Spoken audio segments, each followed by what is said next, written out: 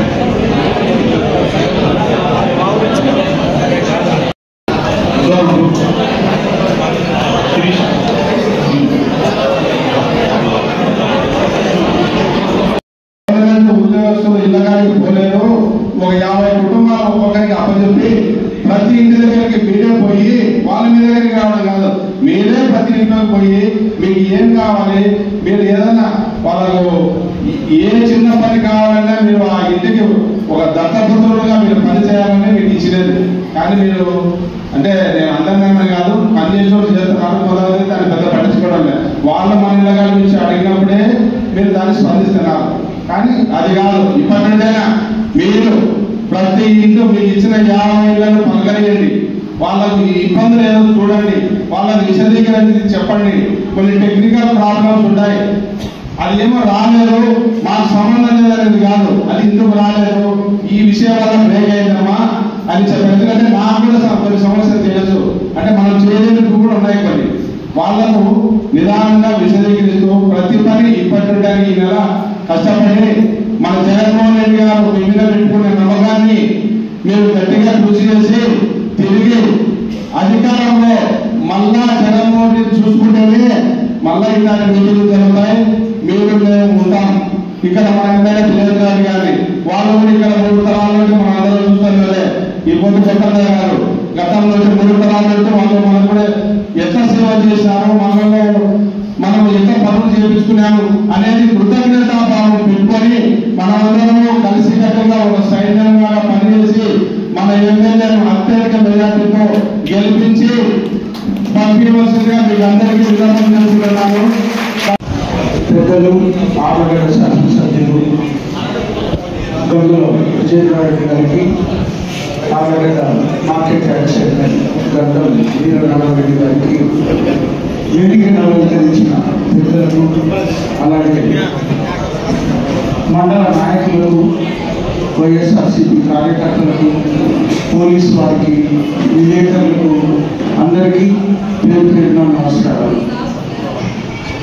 వాస్తవానికి ఈ వేదిక మన కొరకు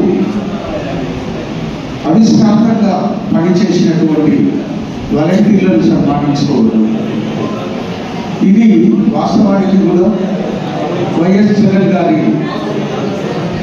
ఊహల్లో ఆయన పాదయాత్ర చేస్తున్నప్పుడు ఆ పాదయాత్రలో ప్రజలకు సేవలు అందించడానికి ప్రత్యేకంగా ఒక ఉద్యోగిని ఏర్పాటు చేయాలా, గ్రామంలో వీళ్ళు ఉండాలా అని చెప్పి ఆయనకు తట్టినప్పుడు ఖచ్చితంగా దీన్ని అమలుపరచాలని చెప్పి వాలంటీర్లు, సచివాలయాలు ఆ విధంగా ఈ వాలంటీర్లను తీసుకొని రావడం జరిగింది.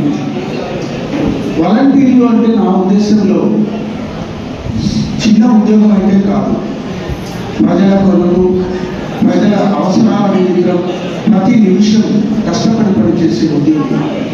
ముఖ్యంగా ఉద్యోగి దగ్గరికి ప్రజలు ఎన్నో అవసరాల కోసం వచ్చినప్పుడు వాలంటీర్లైనా ప్రభుత్వ ఉద్యోగులైనా కూడా స్వీకరించుకోకుండా ఉన్న విషయం మాట్లాడి వాళ్ళకు కావాల్సిన విషయాలు అయినా ఈరోజు కాదు మీరు రాండి, రేపు రాండి, మీరు పనిచేసి పెడతాం అని నమ్ముతూ జవాబు చెప్పడం చాలా ముఖ్యం.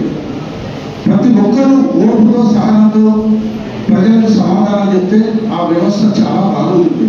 కాబట్టి వాలంటీర్లకు నేను కోరుకుంటున్న కోరిక ఒకటే. ఇది మన ముఖ్యమంత్రి గారైనటువంటి జగన్మోహన్ రెడ్డి గారు మిమ్మల్ని ఏ విధంగా చూసుకుంటున్నారంటే, చిన్న చీకటిలో మీరు దీపపు వెలుగులు, ఒక దీపంలాగా మీరు వెలుగుతూ ఉంటే మీ ప్రకాశవంతమైన ఉద్యోగ సేవలు ప్రజలకు అందరికీ ఒక చైతన్యవంతమైన సమాజం ఏర్పడుతుంది. కాబట్టి మీరు నిర్లక్ష్యం లేకుండా ప్రతి విషయం, ప్రతి ఆలోచన మీరు ఆకలింపుతో పై ఉద్యోగులతో, పై అధికారులతో మీరు సమన్వయం చెంది ప్రతి ఒక్కరికి సేవ అందిస్తే ఆయన ఏదైతే ఆశించినాడో మీ నుంచి మన ముఖ్యమంత్రి గారు ఏదైతే కోరుకున్నారో అది 100% అది నెరవేరినట్లు అవుతుంది.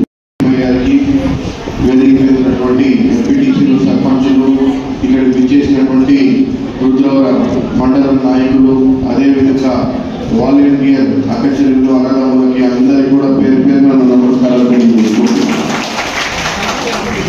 ఈరోజు ముఖ్యంగా